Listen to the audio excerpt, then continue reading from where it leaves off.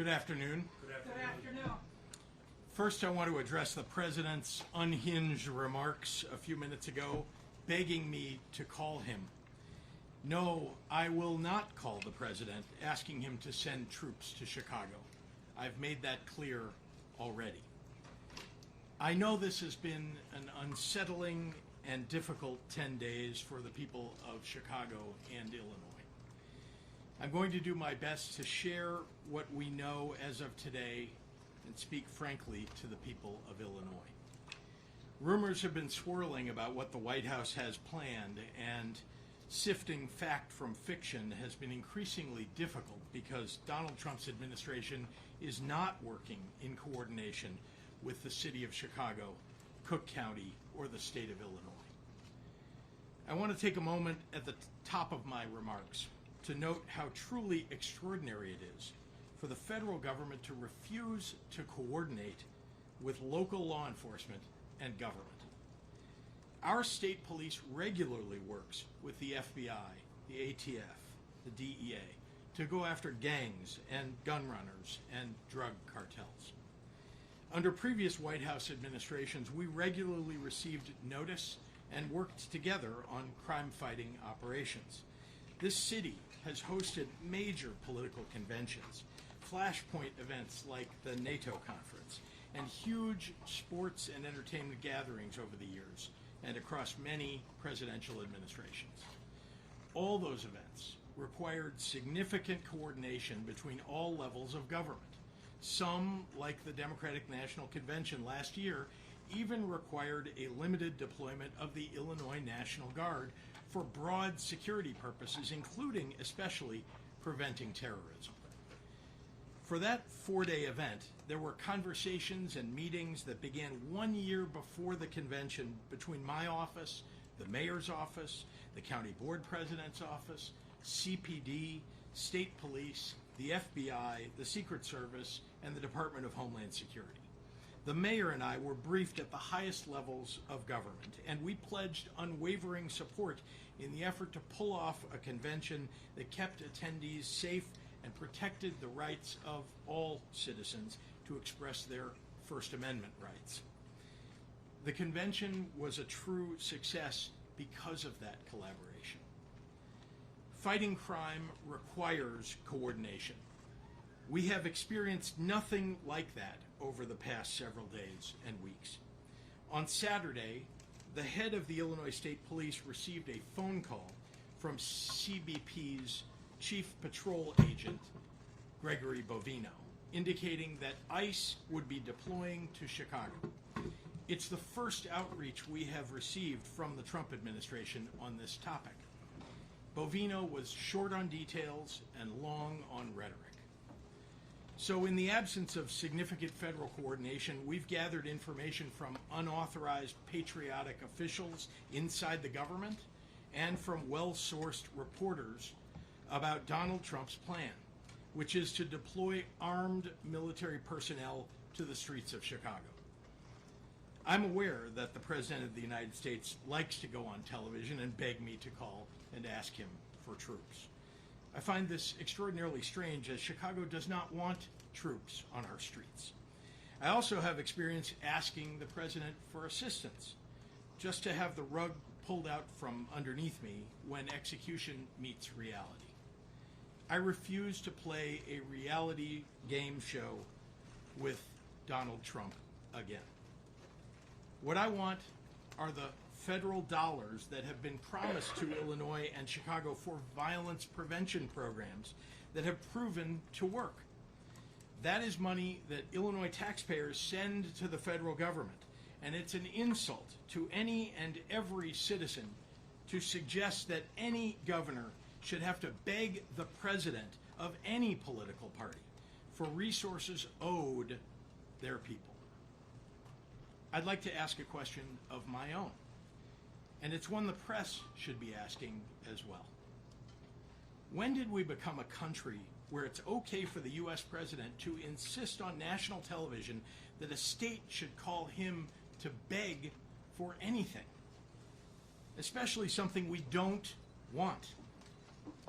Have we truly lost all sense of sanity in this nation?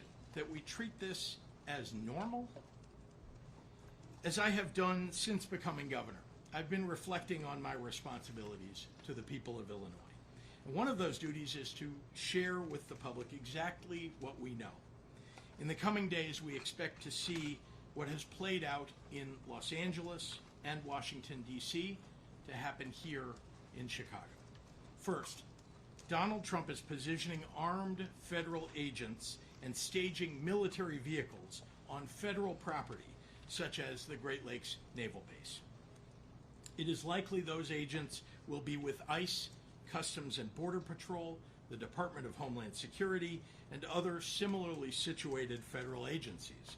Many of these individuals are being relocated from Los Angeles for deployment in Chicago. We believe that staging that has already begun started yesterday and continues into today.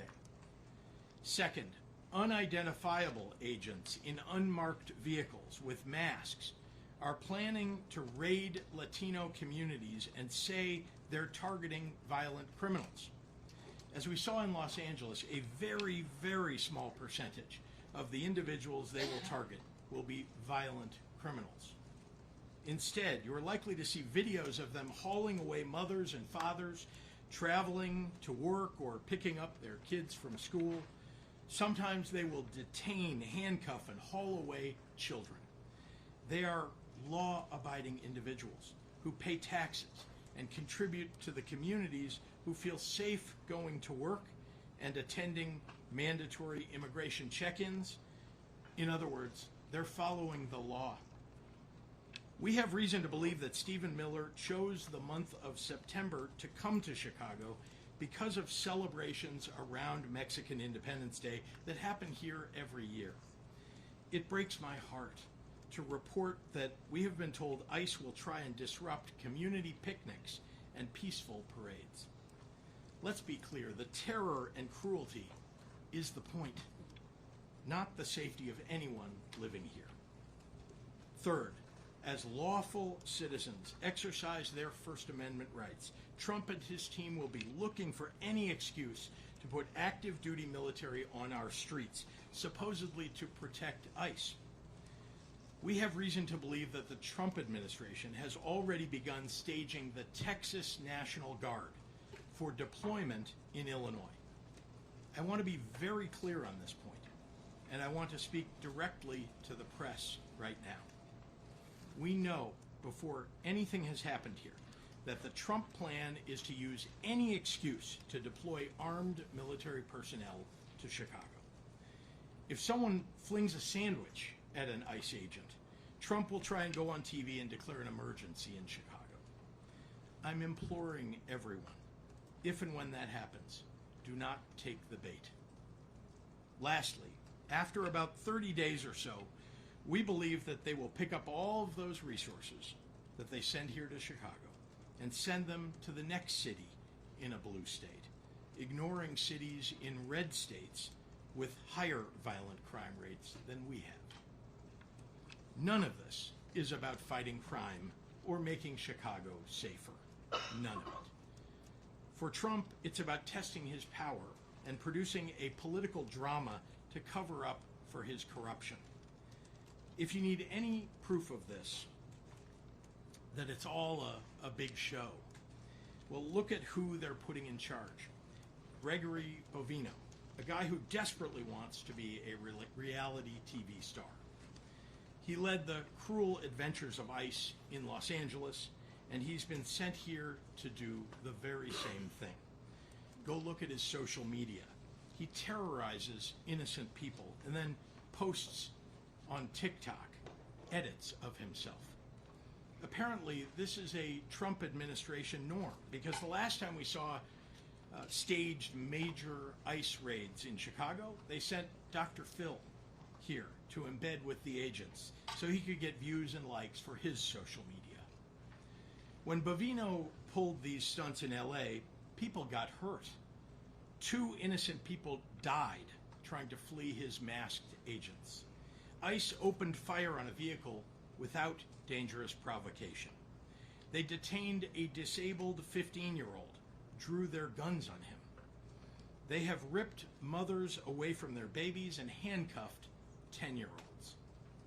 In Washington, they pulled over firefighters headed to fight an actual wildfire and detained 2 of the firefighters on duty in that effort. And they want to bring all of that to Chicago. During one of Bovino's raids, U.S. Customs and Border Patrol's own data indicated that their officers had no prior knowledge of criminal or immigration history for 77 of the 78 people arrested. Again, this is not about crime. More and more reports around these raids include people who were stopped or detained because of how they look, and not because of any threat to the public. If any of this was about dealing with the complexities of a broken immigration system, then Trump would have had the Congress Trump Republicans control write and pass a comprehensive immigration bill. Not only has that not happened, there is no talk of any such effort on the horizon. I know how Donald Trump thinks because I've been governor during both of his terms. He has surrounded himself with groveling yes men who are too weak to restrain his most violent and unhinged impulses, or who share those impulses. As a governor who cares about the well-being of my people, I can't live in a fantasy land where I pretend Trump is not tearing this country apart for personal greed and power. I have to deal in facts, and here they are. Crime is down in Chicago. Murders are down by almost 50% in the last 4 years. Shootings are down 57%. Robberies down 34%. Burglaries down 21%. Motor vehicle thefts down 26%. One violent crime is too many, and we have more work to do. But we have made important progress on safety that Trump is now jeopardizing. Just during the last week, I've been in neighborhoods across Chicago, from Bronzeville to South Shore to Chatham to Little Village. The president's absurd characterizations do not match what is happening on the ground here. He has no idea what he's talking about. There is no emergency that warrants deployment of troops. He is insulting the people of Chicago by calling our home a hellhole. And anyone who takes his word at face value is insulting Chicagoans too. Crime is a reality that we all take seriously, me especially.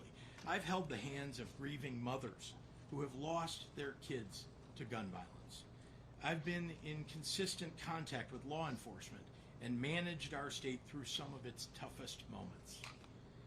That has informed our comprehensive, evidence-based approach to crime, hiring more police officers and giving them more funding, gun and drug and gang interdiction, investing in community violence intervention, mental health supports, more substance use treatment. Those programs have shown real progress. Then you know what happened? Donald Trump and his Republican allies in Congress cut those programs because they are unserious people who seem to know nothing about fighting crime. We are ready to fight troop deployments in court, and we will do everything possible to ensure that agents operating inside the confines of this state do so in a legal and ethical manner. To Chicagoans, what you can do is look out for your communities and your neighbors. Know your rights. Film things that you see happening in your neighborhoods and your streets and share them with the news media. Authoritarians thrive on your silence. Be loud for America. To everyone listening, but most especially to the press, I refuse to pretend that any of this is normal. I refuse to concede that the abject cruelty that we're seeing play out with the execution of Trump and Stephen Miller's policies are okay or justified. I refuse to fall into the pundit trap that demands we sacrifice vital constitutional rights if it's being done in the fake guise of fighting crime. Because, as I said 6 months ago in my State of the State address, any rational person who has spent even the most minimal amount of time studying human history has to ask themselves on one important question. Once they get the citizens of this nation comfortable with the current atrocities committed under the color of law, what comes next? Now I'd like to turn the podium over to the mayor of the city of Chicago, Brandon Johnson. Thank you, Governor. Good afternoon, everyone. Good afternoon. Thank you, President Preckwinkle, Lieutenant Governor Stratton for being here, and our Attorney General Raul, to the members of the press. Today we stand here united as the state of Illinois, Cook County, and the city of Chicago to send a very clear message. We do not want or need military occupation in our city. We do not want or need militarized immigration enforcement in our city. We have been clear on that, and we will continue to take every single measure that we can to protect our people from these threats. However, I also want to be clear about this. There are measures that the federal government can take right now to help continue to drive down violence and crime in our city. We need the federal government to stop the endless flow of guns into our state and into our city. Chicago police officers have taken more than 24,000 guns, illegal guns, off the streets of Chicago since I've taken office. Over 24,000 illegal guns taken off the streets of Chicago since I've been in office. They have worked hard every single day to make our city safer, and they've made historic progress. However, we will never be able to end gun violence in Chicago as long as the president continues to allow tens of thousands of guns to be trafficked into our state and our city. The vast majority of guns do not come from Chicago. They are not made in Cook County. They are not bought in the state of Illinois. These guns come from red states. They are coming from Indiana. They are coming from Mississippi. They are coming from Louisiana. That is the harsh reality, whether Republicans like it or not. Occupying our city will do nothing to solve this problem. No matter how much work we do or how hard we work, whether it's expanding our Detectives Bureau, investing in community violence intervention, and addressing the root causes of crime, none of it will ever be enough until the president decides to end the mass trafficking of guns in our city. For every gun that the Chicago Police Department fights to get off the streets, 2 or 3 more new guns come into our city. Chicago will continue to have a violence problem as long as red states continue to have a gun problem. Shootings will continue as long as this presidential administration continues to put politics over people. We have sued Glock over their semi-automatic guns that are easily converted into automatic weapons with switches. We have taken down gun stores in Indiana that illegally sell thousands of guns to traffickers who move them into Chicago. But whatever we shut down, and whenever we do this, another one pops up. The governor has worked extremely hard to strengthen our gun control laws across our state. And as much as we would like to, we cannot send officers across state lines to stop this problem at the source. We only have jurisdiction over our own city. The governor only has jurisdiction over our state lines. It is the role, and more importantly, the responsibility of the federal government and the president to stop the trafficking of weapons across state lines. For every shooting in Chicago, there is a gun trafficker in Mississippi making money. There is a gun trafficker in Louisiana profiting off of our pain. This is a serious problem that has gone on for far too long, and it requires serious solutions. We wrote a letter to President Biden after a mass shooting in Chicago 2 years ago, asking for more resources to stop gun violence in our city by deploying federal agents to hold these gun traffickers accountable. President Biden responded with more resources and stronger enforcement, and that alone had a significant impact on gun violence in our city. We need President Trump to do the same. Instead of using militarized ICE agents to terrify our communities here in Chicago, instead of sending in Border Patrol to our city to detain mothers and fathers who have called Chicago their home for decades, working class people who pay their taxes and make our communities stronger, they should direct those resources to taking down gun traffickers so that we can finally put a stop to the violence.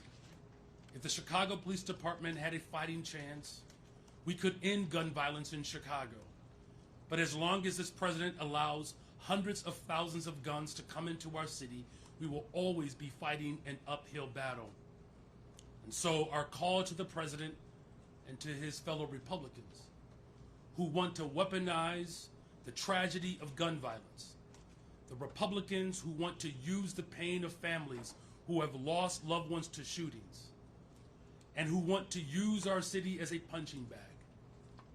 Our response is that they should get their own house in order before they say anything about the city of Chicago.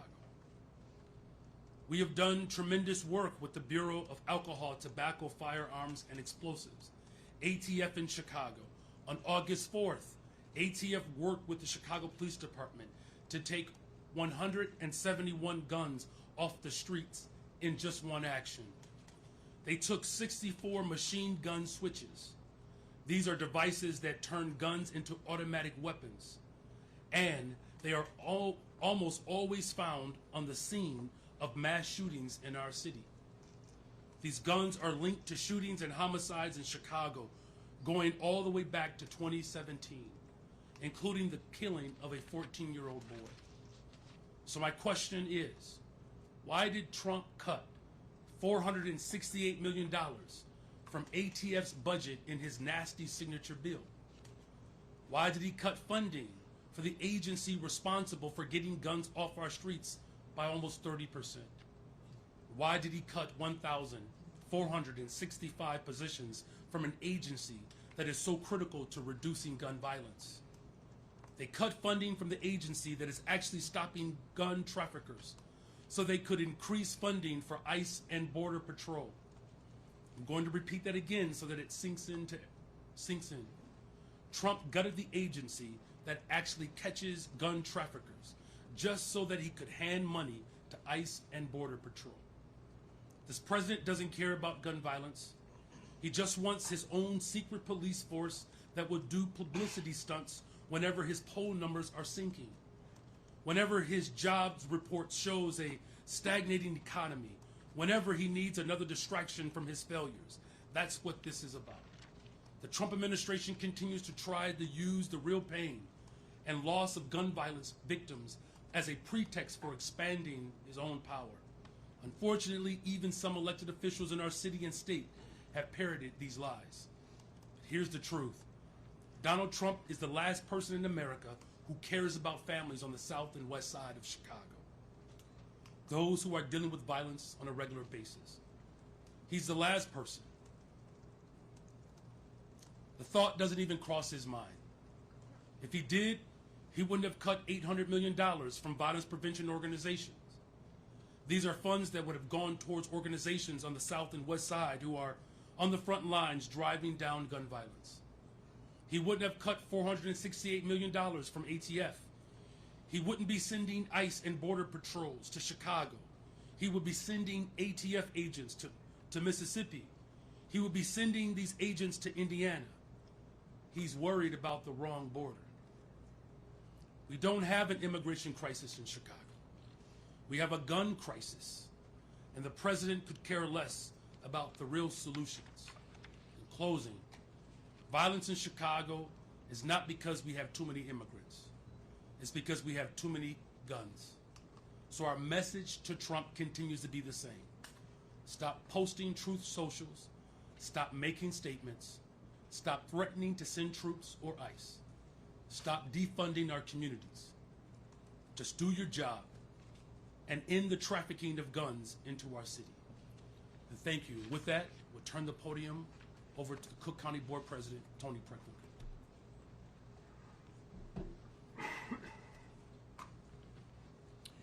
Good afternoon. Good afternoon. I want to thank all of you for being here today. Thank you, Governor Pritzker, Lieutenant Governor Stratton, Mayor Johnson, Attorney General Raoul, for standing in solidarity with the people of Illinois, Cook County, and Chicago. 4 years ago, leaders from the county, the state, and the city formed the Government Alliance for Safe Communities to collaboratively confront the gun violence crisis. This alliance works to maximize the impact of public funding, build cross-sector partnerships, and support organizations working on the ground to reduce violence. Together, we've made historic investments in community safety. Over the last 3 years, Cook County alone has invested over $100 million in community violence intervention and other evidence-backed violence prevention strategies. We will soon launch a new capacity-building network to provide training and technical assistance to strengthen organizations and maximize the impact in communities. Our government partners at the state and city level have also invested at unprecedented levels. Why do I bring this up? Because it's working. In Cook County, we've seen a 35% drop in gun homicides from this time last year and a 45% drop in gun homicides from 2021. I'm going to say that again. In Cook County, we've seen a 35% drop in gun homicides from this time last year and a 45% drop in gun homicides from 2021. Our investments are working. Meanwhile, President Trump is freezing $158 million in funding for violence prevention programs in cities like Chicago. He's dismantling the Office of Gun Violence Prevention and terminating more than $800 million in anti-violence grants nationwide. Needless to say, crime prevention is not his true agenda. The President is reducing resources that are working while undercutting local efforts. He is deploying active duty military personnel within our own borders. This is our America today. I say all this as we gather at a critical moment in our nation's history. For generations, our parents and grandparents believed that democracy was not simply an idea. It was a promise that people, not soldiers, should decide the future of our communities. That promise is now being tested. Threats from the federal administration to send ground troops to Chicago will test us. Let me be clear. There is no emergency in Chicago that warrants federalizing the National Guard, deploying the National Guard from other states, or sending active duty military personnel within our own borders. Their presence has not been requested by local leaders. The streets of Chicago belong to the residents of Chicago. They do not belong to federal troops. They do not belong to those who would use intimidation and violence as tools of political oppression. As the president of Cook County Board, I've spent my career working to make our institutions more fair, just, and accountable. Democracy is strongest when our people feel empowered, not threatened. If our residents see soldiers in combat gear patrolling their neighborhoods, they won't feel safer, they'll feel intimidated. Rather than troops, here's what's needed. We need the Trump administration to pass bipartisan, comprehensive immigration reform. Restore community violence intervention grants. Lower the costs of goods impacted by tariffs. And restore cuts to Medicaid and SNAP that take away health care coverage and food from the table. History teaches us that democracy is not self-sustaining. It requires constant vigilance. It requires courage. And most importantly, it requires people willing to stand up and say, no, you will not trample our rights. To the people of Cook County, I say this: do not be intimidated. Do not be silenced. Democracy depends on your voice, your courage, and your peaceful, I'll say that again, peaceful participation. Stand tall, speak up, and remember that no troops, no weapons, no show of force is stronger than united communities that refuse to yield our rights. Chicago will not succumb to threats, and Cook County will not be silenced. I'd like to welcome to the podium the Attorney General of the state of Illinois, Kwame Raoul. Thank you, Madam President, Governor, Mr. Mayor, and Lieutenant Governor. I'd like to repeat something the Governor said. We cannot, and not anybody in this room can be dumbed down to believing that any of this is normal. President Trump has been utilizing the notion that he and he alone can deal with crime in American cities, and his preferred tool in doing so is the American military.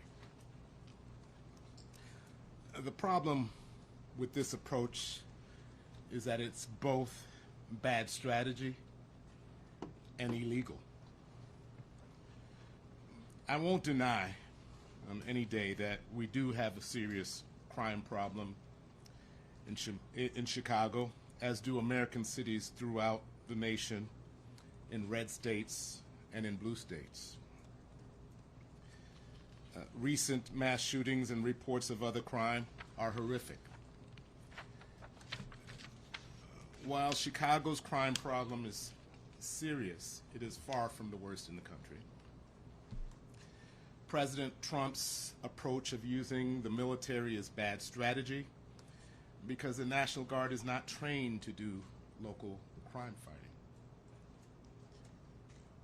Furthermore, the use of the National Guard as a crime-fighting force is simply not sustainable. It is further bad strategy because there has been no effort by the President to collaborate with local leaders or local law enforcement. Collaboration and a comprehensive approach is critical to successful crime fighting. Since the outset of my tenure as Attorney General, I and other local law enforcement partners have worked closely with federal law enforcement partners, including the FBI, DEA, ATF, Secret Service, and others, to investigate and prosecute criminal activity in Illinois. This one-team approach to fighting crime, utilizing combined intelligence, experienced, well-trained agents and officers, and state-of-the-art technology has yielded great results. It, combined with the investment in community violence interruption and providing for victims of crime, has led to a significant reduction in crime. If President Trump wanted to contribute to fighting crime in Chicago, he would steer more resources to these federal agencies that are collaborating with local law enforcement instead of dramatically cutting their budget. If President Trump were serious about fighting crime, he would not be cutting funding to proven community violence interruption efforts. If President Trump were serious about fighting crime, I would not have to have sued him 2 weeks ago, sued the Department of Justice 2 weeks ago for threatening to deprive resources for victims of crime based on unrelated immigration criteria. If President Trump were serious about fighting crime, he would not enter into collusive settlement to put machine gun trigger reset back out onto the street, devices back out onto the streets. President Trump's plan is not only bad strategy, but it is illegal.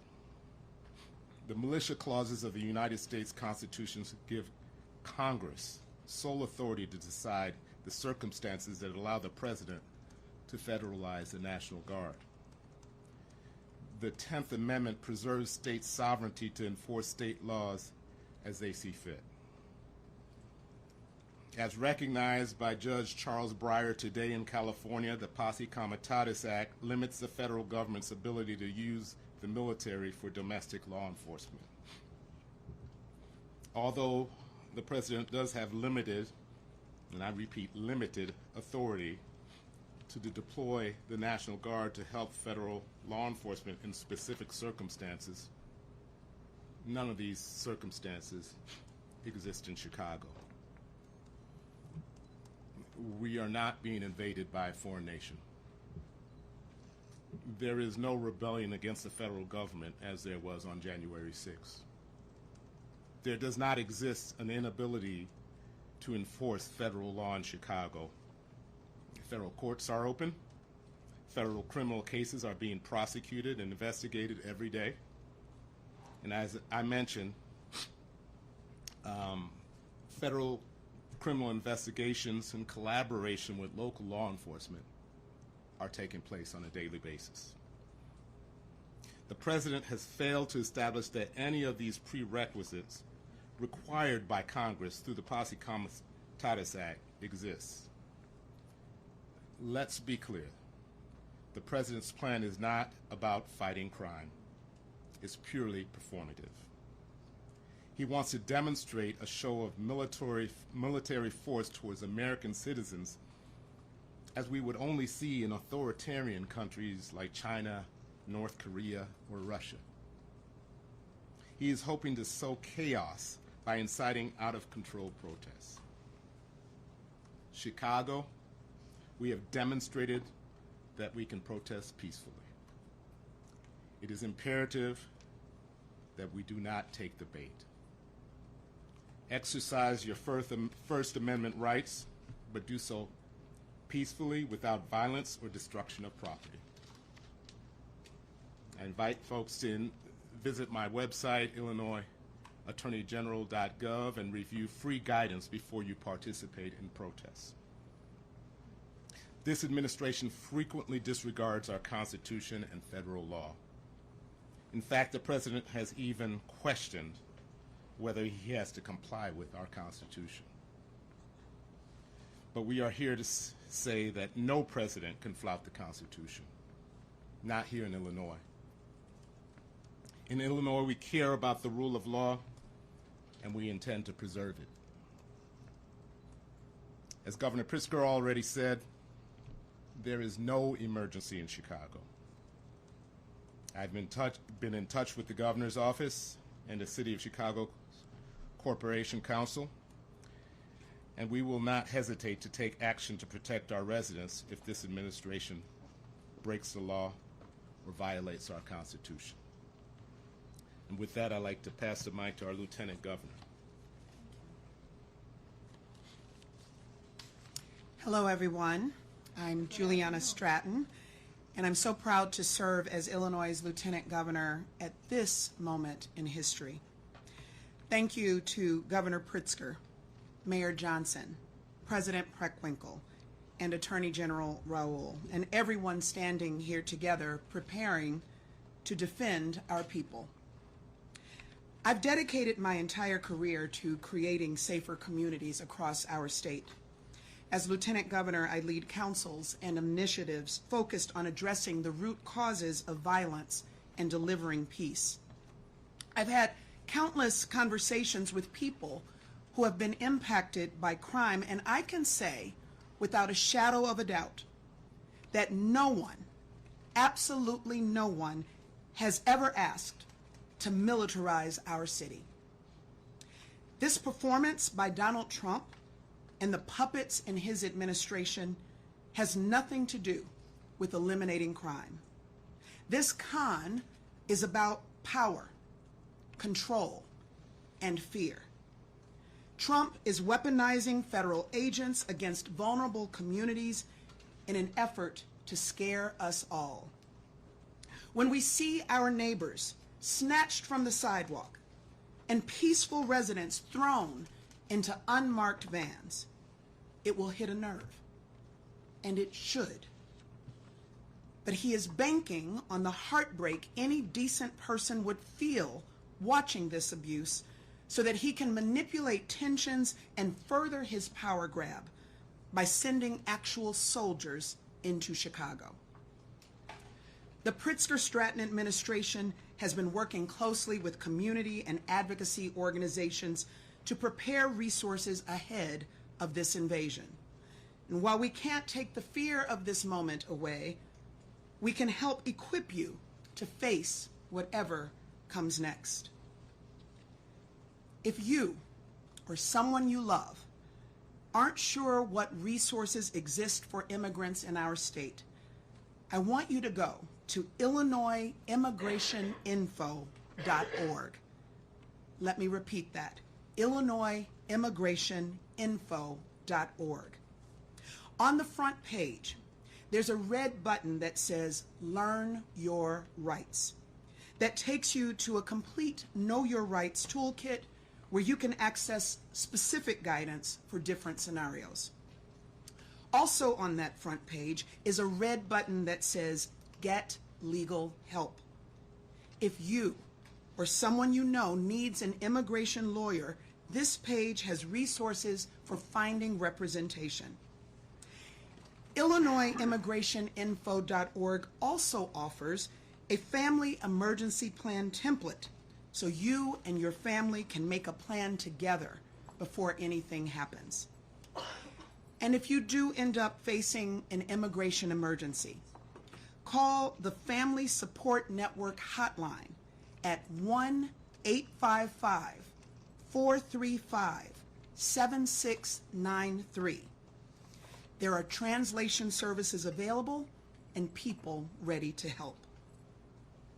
Our goal is not to scare anyone, but to prepare everyone to face some ugly realities in the coming days.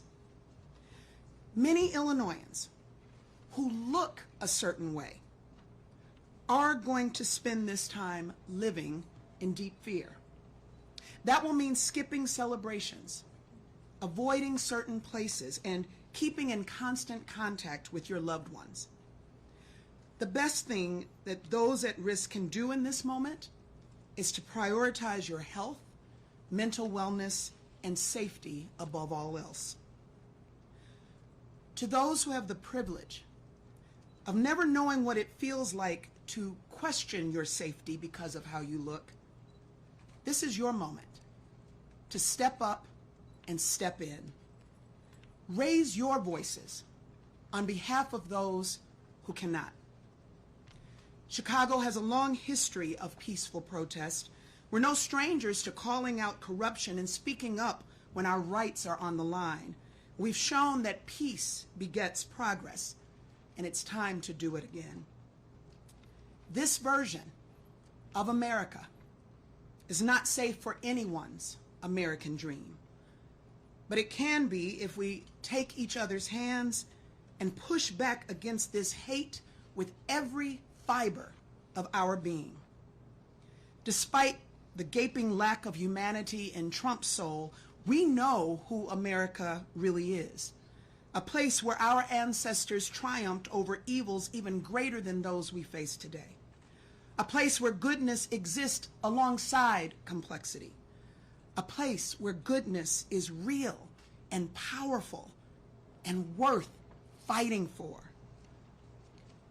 We are with you, Chicago and Illinois. Our only way forward is together. And so, together, we will march. With that, I will ask Governor Pritzker to come back to answer questions from the media. Thank you. Rose. Can you explain where your intel comes from related to the Texas National Guard? Because sources in the Texas governor's office just told my colleagues that that's not accurate. Well, good. Keep asking. And let's be clear, I'm not going to reveal the sources. These are people who are patriotic Americans who either work in the administration or work in the various branches of the military who've been willing to share what they know with us.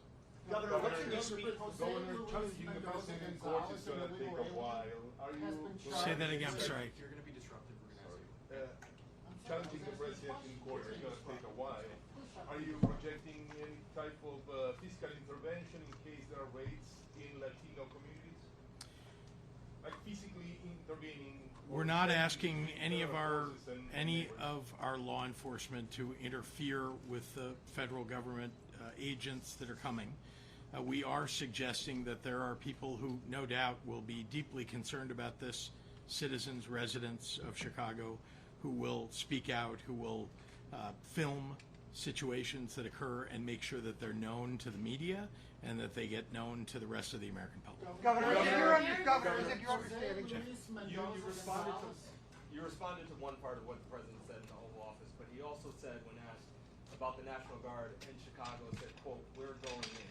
Can you respond to that, and can you tell us, are there any plans for a preemptive lawsuit?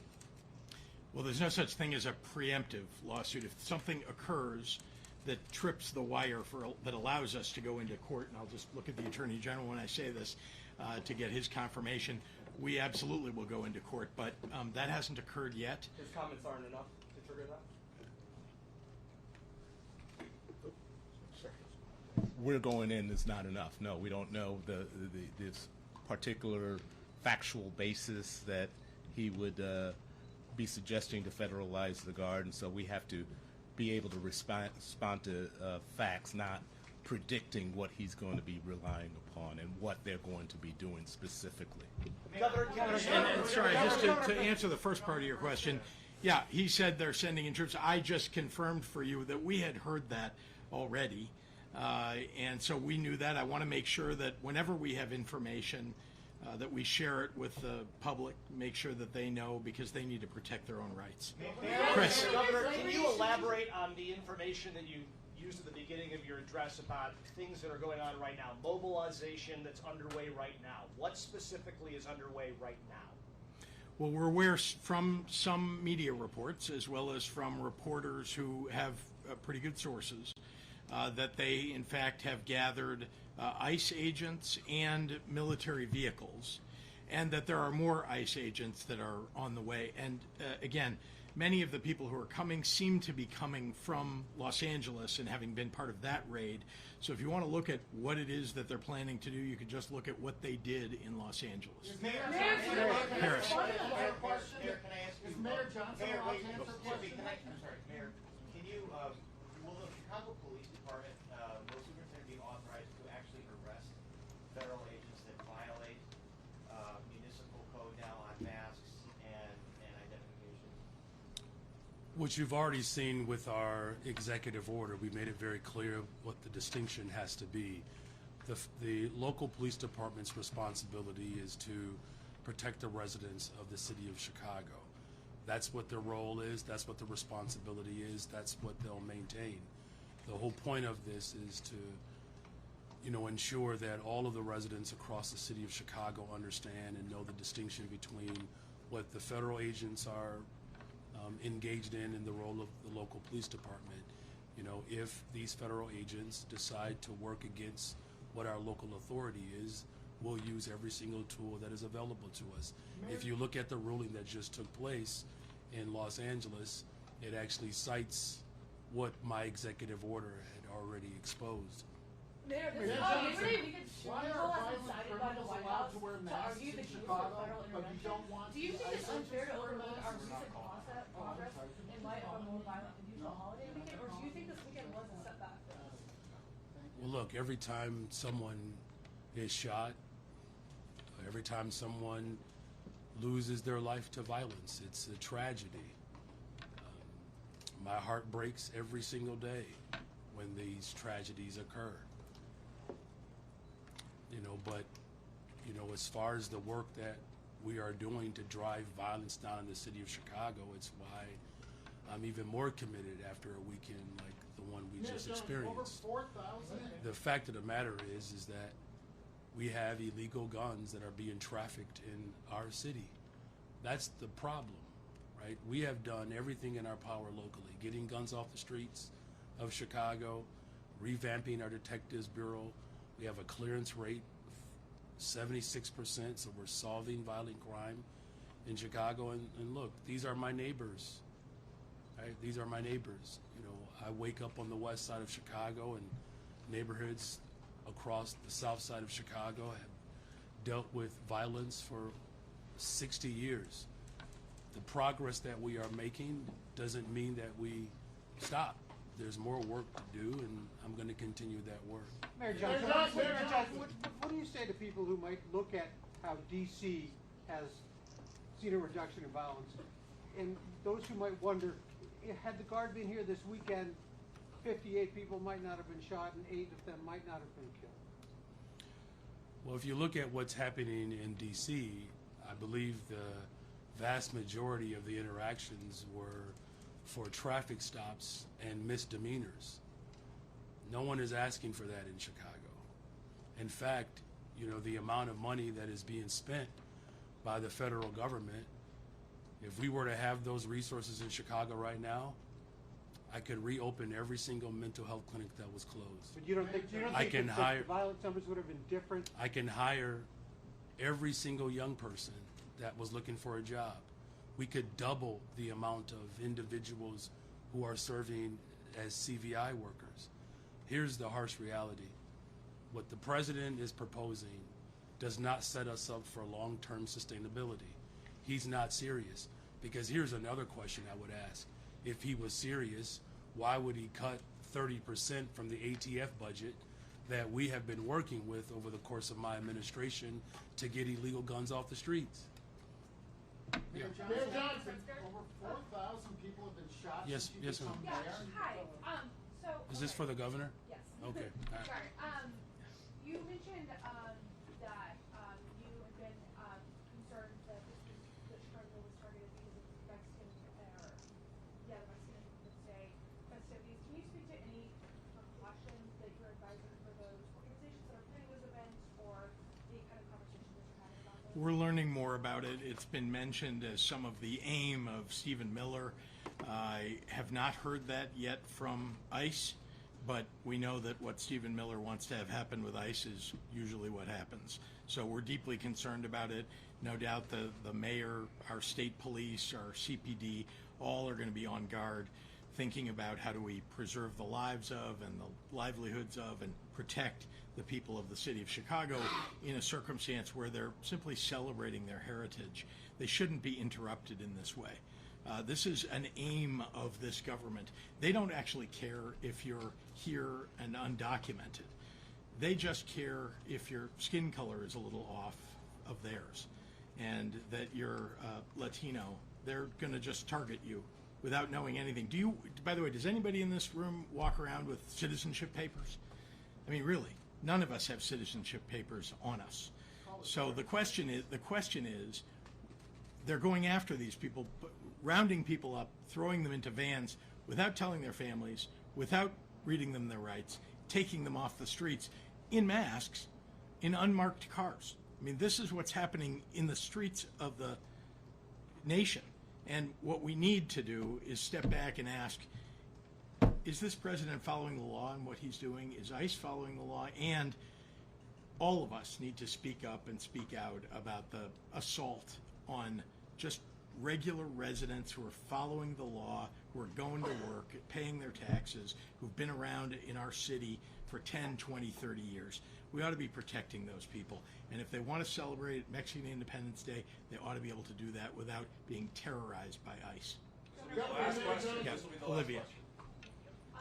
Some weeks ago you called for mass disruption, fighting everywhere all at once. Today you said, don't take the bait. They're going to want to send in more troops. What exactly are you suggesting that Chicagoans do it or don't do? And just to follow up on the last question, are you suggesting that people change their plans on Independence Day and that sort of thing? I'm not suggesting anything about that.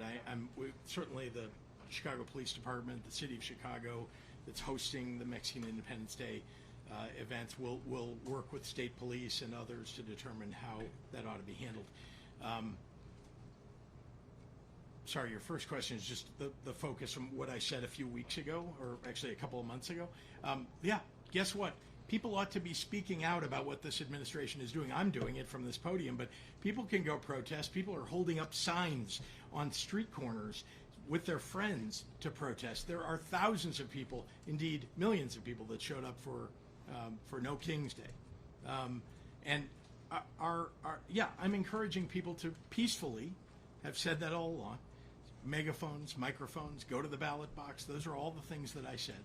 Let's be clear. And to the extent that people want to protest, they have that First Amendment right to do so. All I'm saying, as I said back then, is that you ought to do it peacefully and that you ought to make your voices heard. Governor, Thank you. Important question regarding the illegal